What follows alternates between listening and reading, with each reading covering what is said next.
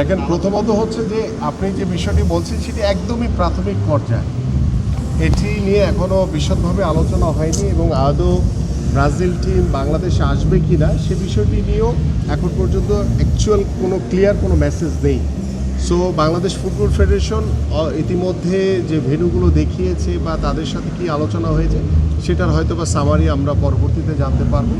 But আমরা যেটি বিশ্বাস করি যে ব্রাজিল টিম যদি আসে বাংলাদেশে এবং এসে যদি আমার বাংলাদেশ টিমের সাথে খেলে, এটি বাংলাদেশের জন্য আমি মনে করি অনেক বড় অ্যাচিভমেন্ট।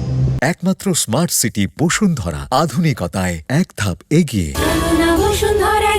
কিন্তু আমার বাংলাদেশ ফুটবল কতটুকু এগোবে এটার মাধ্যমে, এটা নিয়ে আসলে আমি খুব বেশি আশাবাদী না। এই কারণ হচ্ছে যে ম্যাচ হবে হয়তো বা বাংলাদেশ ব্রাজিলের সাথে খেলবে, সেটার একটা দর্শক আমাদের বাংলাদেশের মানুষের যে এক্সপেকটেশন সেটা হয়তো একটা স্বপ্ন পূরণ হবে যে বাংলাদেশ ব্রাজিলের মতো বিশ্ব চ্যাম্পিয়নদের সাথে খেলেছে।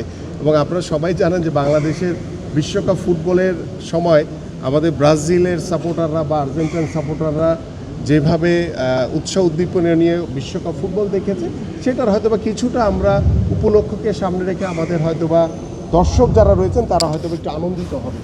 কিন্তু ব্রাজিল টিম খেলে গেলে যে বাংলাদেশের ফুটবলের পরিবর্তন আসবে এই বিষয়টির সাথে আমি একমত না।